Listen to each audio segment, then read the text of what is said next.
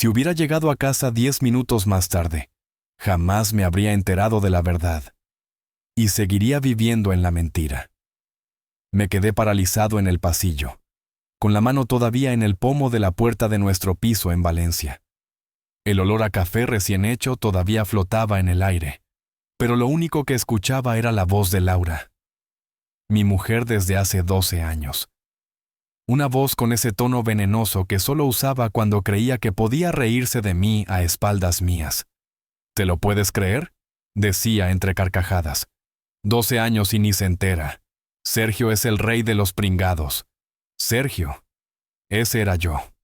Profesor de biología en un instituto de secundaria, 41 años, padre de Sofía y Daniel. O al menos eso pensaba hasta hace unos segundos. Venía de un retiro escolar que se canceló por una tormenta y había conducido bajo la lluvia emocionado por sorprenderla con flores.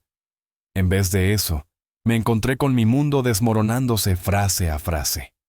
Y lo mejor, continuó riendo, es cuando la gente dice que Dani tiene sus mismos ojos. Si supieran. Sentí un escalofrío. Sofía tenía 10 años. Daniel, 8. Me llamaban papá. Jugaba con ellos en el parque. Entrenaba el equipo de fútbol de Dani. Ayudaba a Sofía en sus proyectos de ciencias. Enseño genética. Y ni siquiera fui capaz de ver la mentira delante de mis narices. Las llaves me temblaban en la mano. Las dejé en silencio sobre la mesita de la entrada, intentando que el sonido no delatara mi presencia. Mi corazón retumbaba en los oídos, pero ella seguía hablando, ajena a que su pequeño secreto perfecto acababa de reventar. Javi dice que ya es hora de que los niños sepan quién es su verdadero padre. Pero, ¿para qué cambiar algo que me viene tan bien? Sergio paga todo, hace todo el trabajo, y Javi solo viene los fines de semana cuando le digo a Sergio que voy a casa de mi hermana. Javi. Claro que conocía ese nombre. Un contratista que había reformado nuestra terraza hace 3 años. Recuerdo que ella insistió en contratarlo aunque su presupuesto era más caro, porque le daba confianza. Moreno, corpulento, con ese aire de tipo duro que hace que muchas mujeres giren la cabeza. Ahora todo encajaba. Los fines de semana con su hermana en Alicante, de los que nunca traía fotos. El dinero que aparecía y desaparecía sin explicación. Las risas en la terraza mientras él trabajaba y yo estaba en clase. Retrocedí hacia la puerta, salí bajo la lluvia y me metí en el coche. El agua golpeaba el parabrisas, pero yo solo escuchaba su voz repitiéndose en mi cabeza. Me quedé allí, sin moverme, durante 20 minutos. No estaba enfadado, o no solo eso. Lo que sentía era algo más frío, más claro. Esto ya no iba de rabia. Esto iba de justicia. Yo había construido mi vida entera en torno a Laura. La conocí hace 15 años en un curso para docentes en Madrid. Ella era una maestra sustituta, encantadora, con una risa que llenaba cualquier sala. 3 años después nos casamos, y 2 años más tarde nació Sofía. Luego llegó Dani, y con él la certeza, o lo que yo creía certeza, de que mi vida estaba completa. Me prometí ser un padre presente. En cada función escolar, en cada partido, en cada caída en bici. Pero ahora todo eso tenía otro significado. Miré por última vez hacia la ventana de nuestro salón. La vi allí, con el teléfono en la mano, riéndose. No sabía que la persona a la que estaba llamando idiota en ese momento estaba a punto de convertirse en su peor pesadilla. La cronología empezaba a encajar, y no de la forma que yo quería. Dani tenía 8 años. Javi había trabajado en nuestra casa hacía 3, pero Laura podría haberlo conocido mucho antes. Sofía tenía 10. Eso se remontaba más atrás. Recordé cómo Laura insistía en llevar sola a los niños al médico, cómo guardaba bajo llave sus certificados de nacimiento y la cartilla sanitaria en un archivador al que yo jamás había tenido acceso. Cómo fue inflexible al decirme que no quería que estuviera en la sala de partos cuando nació Dani, porque necesitaba su espacio. Las señales siempre habían estado ahí, pero yo, obsesionado con ser un buen marido y un padre ejemplar, nunca había querido mirar demasiado de cerca. Mi móvil vibró. ¿Dónde estás? Pensé que volvías antes. La miré durante un buen rato antes de escribir. La tormenta nos retrasó. Llegaremos tarde. No me esperes despierta. Mentir me salió más fácil de lo que imaginaba. Supongo que, en este matrimonio, no era el único que había aprendido a engañar. Esa noche conduje por Valencia bajo la lluvia durante horas, repasando 13 años de recuerdos y buscando grietas que nunca había querido ver. Cuando por fin volví, Laura dormía. Me quedé en el pasillo observando a Sofía y a Dani mientras dormían. Siempre habían dicho que Sofía tenía mi carácter y Dani mis manos, pero ahora veía otra cosa. La línea de la mandíbula de Dani. Ese remolino en el pelo de Sofía que nunca había notado. Pequeños detalles que antes no me decían nada, y ahora lo gritaban todo. A la mañana siguiente, di clases sobre herencia genética a mis alumnos de bachillerato. Dibujé cuadros de Punnett, expliqué cómo se transmiten los rasgos de padres a hijos, y tuve que contenerme para no reírme con amargura. Yo, enseñando genética, sin haber visto la verdad en mi propia casa. En mi hora libre, tomé la decisión. No iba a enfrentarme a Laura de golpe. No iba a darle la oportunidad de negarlo, de darme la vuelta a la tortilla, de hacerme dudar. Esto iba a requerir paciencia y precisión. Abrí mi portátil. Pruebas de paternidad, abogados de familia en Valencia, leyes de custodia, movimientos financieros, protección de bienes. Siempre he sido metódico. Y esta vez iba a ser la operación más importante de mi vida. Esa noche, cenamos los 4. Sofía hablaba entusiasmada de su proyecto de ciencias. Dani protestaba por los deberes. Y Laura sonreía desde el otro lado de la mesa, interpretando a la esposa perfecta. «Pareces callado», dijo cogiéndome la mano. «Todo bien», respondí, mirándola directamente a los ojos. Solo pensaba en lo mucho que significa esta familia para mí, y en que haría cualquier cosa por proteger lo que hemos construido juntos. Me apretó la mano, sonriendo. «Eres un hombre tan bueno, Sergio. Qué suerte tengo de tenerte».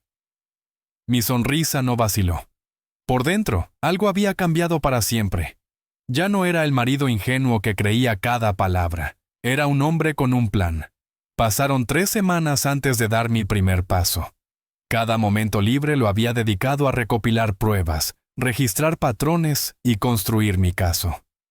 Laura creía que me tenía controlado, pero había cometido un error fatal: subestimarme. Lo más difícil fue actuar como si nada, fingir con Laura y con los niños que todo estaba bien, mientras mi mundo se había dado la vuelta como un calcetín. El primer paso fueron las pruebas de paternidad. Pero no las baratas de farmacia, sino las legales, las que sirven en un juzgado. Le dije al técnico del laboratorio que eran para un trámite de seguro. Una mentira blanca, pero necesaria. Las muestras fueron fáciles de conseguir. Un par de mechones de pelo de los cepillos mientras estaban en el colegio. Restos de saliva de los vasos del desayuno cuidadosamente guardados. Para mí, un simple paseo al laboratorio durante mi hora libre en el instituto. Mientras esperaba los resultados, empecé a revisar las cuentas. Laura siempre había manejado casi todo el dinero, pero yo tenía acceso a los extractos. Lo que encontré me revolvió el estómago. Retiradas que no recordaba, transferencias a cuentas desconocidas. El dinero destinado al futuro de Sofía y Dani desaparecía como si se lo tragara un agujero negro. No podía fiarme solo de mi intuición, así que contraté a una investigadora privada, Carmen Morales, exinspectora de policía especializada en infidelidades. La cité en una cafetería del centro. «Necesito saberlo todo», le dije sin rodeos. «¿Cuánto tiempo? ¿Dónde? ¿Quiénes más lo saben?» «Todo». Carmen me miró con seriedad. «Esto va a doler. ¿Estás seguro de que quieres conocer hasta el último detalle?» Pensé en la risa de Laura por teléfono, llamándome pringado. «Estoy seguro». Los resultados de paternidad llegaron antes de lo que esperaba. El lenguaje técnico era frío, impersonal, Pero el mensaje era claro. Probabilidad cero de que yo fuera el padre biológico de Sofía o Dani. Aunque llevaba semanas preparándome para esa posibilidad, leerlo en papel me golpeó como un martillazo. Me quedé en el coche, mirando esos folios que confirmaban mis peores sospechas. Los niños a los que había criado, amado y defendido.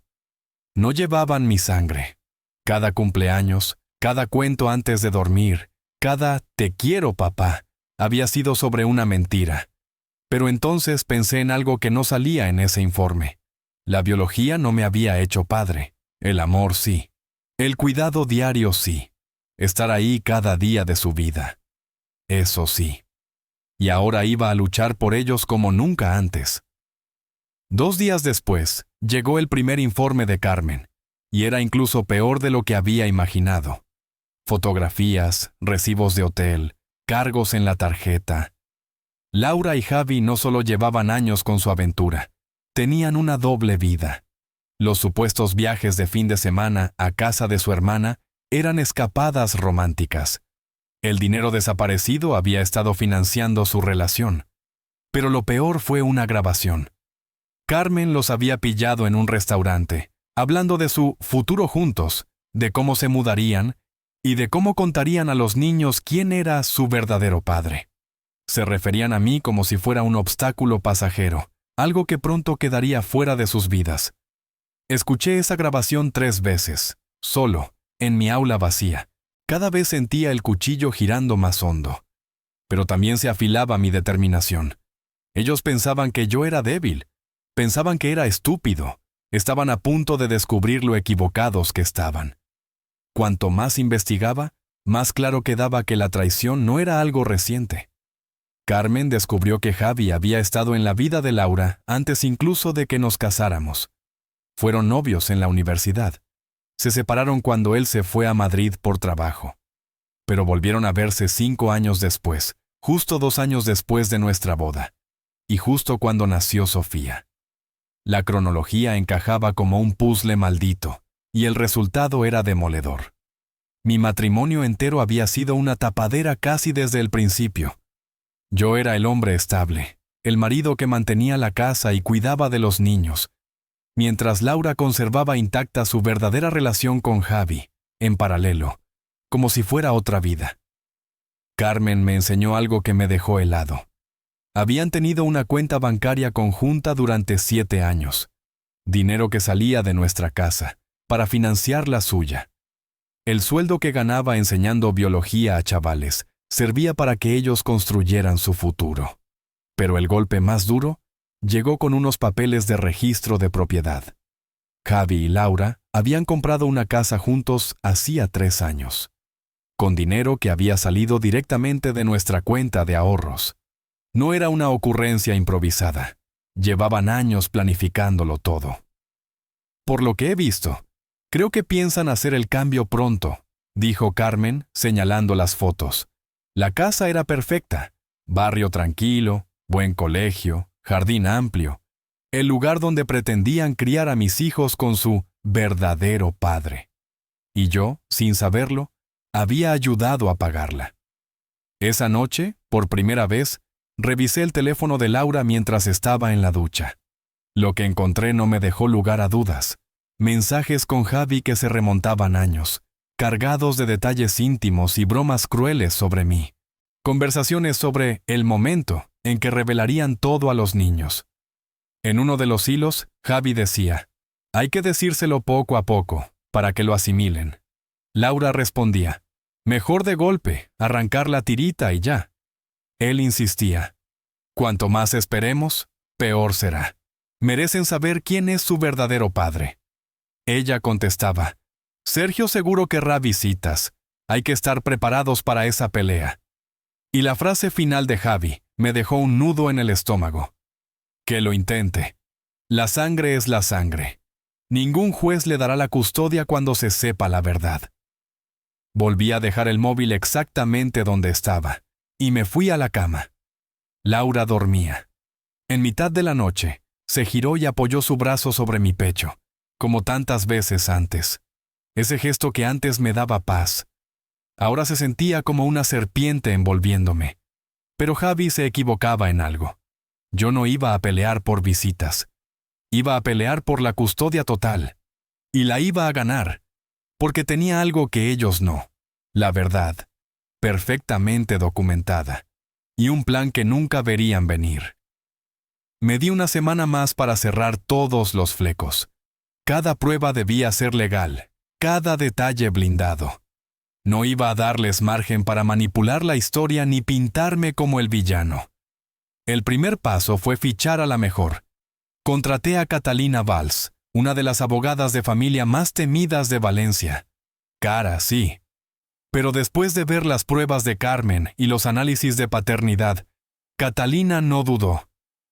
Este es uno de los casos más claros de fraude y engaño que he visto. Solo con el desfalco financiero ya hay base para daños importantes. Y si añadimos la paternidad y el plan documentado para apartarte de los niños, tenemos un caso muy sólido.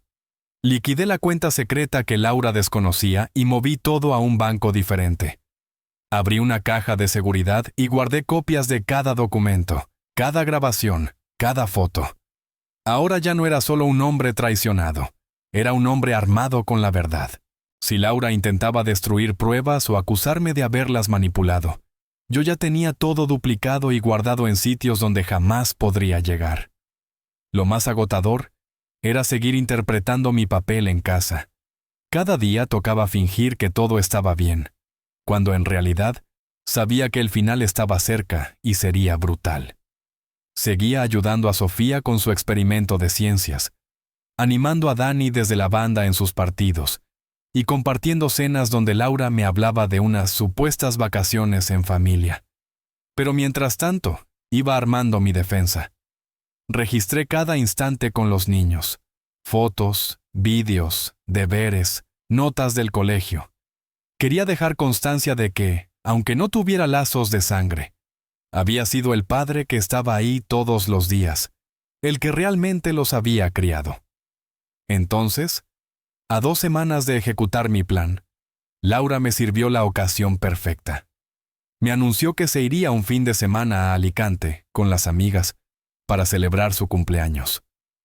Hace años que no hacemos algo así, dijo enseñándome la reserva en su móvil. Marta lo ha preparado todo. Yo ya sabía la verdad. Carmen me había informado de que Javi estaría allí por trabajo esos días. Pero puse mi mejor sonrisa y le animé a ir. ¿Podrás con los niños 3 días tú solo?, preguntó, con ese tono que mezclaba burla y condescendencia. Llevo toda la vida haciéndolo, respondí, mordiéndome la lengua. En ese momento fijé la fecha definitiva. Para cuando regresara, su mundo se vendría abajo. Las 2 semanas siguientes las viví como si estuviera despidiéndome en silencio. De las risas matinales, de la luz entrando por la cocina, de esa falsa sensación de hogar. Sabía que después de ese fin de semana, nada volvería a sentirse igual. Pero por primera vez desde que descubrí la verdad, tenía algo más que dolor. Tenía un objetivo. El viernes la abracé y la vi marcharse rumbo a su mentira. Los niños se fueron a dormir a casa de mi hermana, tal y como había planeado para mantenerlos lejos de lo que venía. El lunes amanecí en modo acción. Primero, los papeles de divorcio llegaron directamente a su oficina, delante de sus compañeros. Después, presenté la solicitud de custodia de urgencia, apoyada con los análisis de ADN, y el dossier de Carmen sobre su engaño. Acto seguido, inicié la denuncia por fraude financiero, respaldada con los movimientos bancarios que probaban cada desvío de dinero. Y entonces, lancé el golpe más personal. Catalina, mi abogada, redactó una carta para Diana, la esposa de Javi. Sí, él estaba casado, y su mujer no sabía absolutamente nada de la doble vida que llevaba, ni de los hijos que había tenido con Laura. En el sobre incluimos todo: resultados de ADN, fotografías, transferencias, escrituras, cada prueba de su traición. Cuando Laura volvió la noche del domingo, la casa estaba vacía. Me había marchado con todo lo mío, y con todo lo que ella nunca imaginó que yo tendría. Me llevé únicamente lo que era mío y dejé, bien visible sobre la mesa de la cocina, un único sobre. Dentro había copias de todo: pruebas de ADN, la demanda de custodia, el informe del fraude financiero y una carta escrita de mi puño y letra.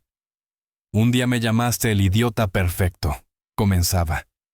Te reíste de lo sencillo que te resultó engañarme durante más de 12 años. Admito que fui ingenuo al confiar ciegamente en ti, pero cometiste un error que te saldrá caro. Pensaste que siempre sería así. Mientras tú levantabas tu vida paralela con Javi, yo iba armando un caso que desmontará cada mentira. Los niños que trataste como simples fichas en tu tablero merecen la verdad. Yo voy a luchar por ellos, y voy a ganar, porque a diferencia de ti, yo sí pienso en su bienestar antes que en el mío. El proceso judicial se prolongó medio año, aunque en realidad el fallo estaba cantado. Las pruebas contra Laura eran tan claras y tan contundentes que ningún juez pudo pasarlas por alto. Obtuvimos la custodia completa de Sofía y Dani. Ella quedó limitada a visitas vigiladas. En lo económico, el golpe fue demoledor. Tuvo que devolver todo el dinero que había desviado, pagar indemnizaciones y cubrir mis gastos legales. La vivienda que compró con Javi pasó a embargo, y como era de esperar, su castillo de cartas se vino abajo. El matrimonio de Javi se desmoronó en semanas. Su mujer, Diana, tramitó el divorcio y se llevó la mitad de sus bienes, incluyendo su empresa. La noticia de su doble vida se esparció rápido por Valencia, y su reputación quedó arruinada. Abandonó la ciudad y volvió a Madrid, dejando a Laura sola para encarar el desastre. Ella perdió su trabajo como profesora cuando el centro escolar se enteró de los cargos de fraude. Familiares y amigos cortaron contacto al descubrir la magnitud de su engaño. Terminó en un piso pequeño, con un empleo mal pagado en una tienda, afrontando una restitución mensual que tardará años en saldar. Los niños, contra todo pronóstico, se adaptaron mejor de lo que imaginaba. Les conté lo ocurrido con cuidado, explicándoles que una familia se define por el amor y la dedicación, no solo por la sangre. Nunca dejaron de llamarme papá, porque eso es lo que he sido siempre. Nos mudamos a una casa más sencilla en otro barrio y comenzamos una nueva etapa. Sofía sigue fascinada con la ciencia y Dani continúa en su equipo de fútbol. Cumplen con las visitas supervisadas a su madre, pero siempre vuelven conmigo. Ahora sé que, a veces, la mejor venganza no es destrozar a la persona que te hizo daño, sino liberarte de ella y proteger a quienes más quieres de sus mentiras.